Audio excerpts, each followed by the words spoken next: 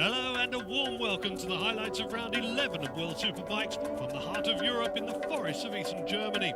This week we're at the Lausitz Ring, south of Berlin and east of Dresden. The Euro Speedway, as it's known, is one of the most unique circuits on the calendar. Built on the infield of a NASCAR oval, it's one of the best there is for spectators as it doubles back on itself several times with some tight second gear corners linking it all together. Corner speed and good setup are important. Teams tested here a few months ago and have good data to work from. But that was before the variable European summer, which played its part on the actual race weekend. Torrential rain in the first 2 days of practice causing havoc, many riders falling on a track which at times felt like wet ice. With very little dry practice, very few teams were fully prepared for the dry Sunday race. This was certainly not the preparation championship leader James Toseland wanted. He wanted to hang on to his 66-point lead gained after his first double win at Brands Hatch. Hager was in second, 3 points ahead of Max Biaggi, who was at Lausitz for his very first time. One of the emerging stories from the paddock is the renewed vigour by the all-Italian PSG1 team. The San Marino-based team have had a tough season after their win last year at Assen with Chris Walker, but help is on its way. They receive new factory support next year from Japan and will have the new revised ZX-10R to help them out. They've also drafted in one of the greatest team managers in the history of the sport, Virginio Ferrari, who guided both Carl Fogarty and Troy Corser to world titles. Rider and commentator Scott Smart has been a winner with Kawasaki and currently rides a similar ZX-10 in the British Superbike Championship.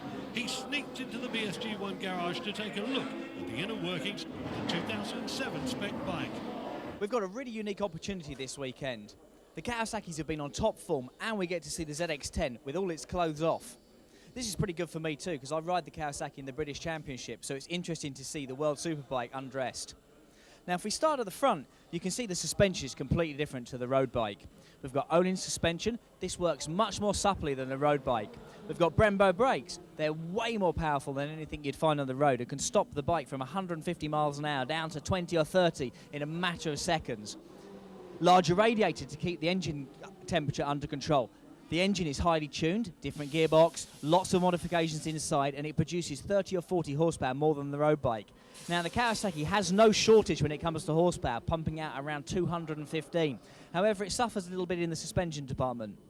As we move further back, they've got brace swinging arms to make them stiffer, different foot pegs to make them lighter, and we can see the rear shock absorber, also an Öhlins item, to keep the rear wheel on the ground. Moving up, different exhaust system to extract the last amount of horsepower, and as you can see, carbon fibre bodywork. All of this adds up to a bike that weighs a lot less than the road bike, makes more power and laps a lot faster. The Kawasaki isn't that fast this season though. The bikes around it are a little bit more advanced. Now next season Kawasaki are producing an all-new ZX-10, which is hopefully going to be a little bit more powerful, but above all hopefully the suspension and the geometry will work better to get you around the lap that little bit faster. Our insight into the PSG1 bike must have inspired both Regis Laconi and Fonzie Nieto as the riders headed out for a 50-minute wet Superpole practice. Both riders were first out on track and were able to get ahead of the rest of the field by getting a fast lap in before rain ruined the whole 50-minute session and prevented anybody else posting a fast time. World champion Troy Bayliss was in a position to do the same, but he amazingly forgot his earplugs when he realised he was just about to go out on track. Then he stalled his Ducati and missed his chance before the rain came down. With a 50-minute wet Superpole, the riders have a maximum of 12 laps to set their time, and in the pouring rain, it was impossible for any other rider to push the Kawasaki's off the front row with their much quicker dry time. As the session went on, with the conditions not improving, the race was then on to join Nieto and Laconi on the front row. Bayliss turned in the next fastest time, closely followed by Troy Corser, who's had a good run of form over the latter half of the season. Corser did enough to make the front row in fourth, but Biaggi and championship leader James Toseland would both have to settle for a second row start. It was a bizarre Superpole session. The result for Kawasaki was that both of their riders were on the front row, with Spaniard Fonzie Nieto taking his first ever Superbike pole position. Today is going to be very difficult condition because we use all the tires, slick, mixed tires, rain tires.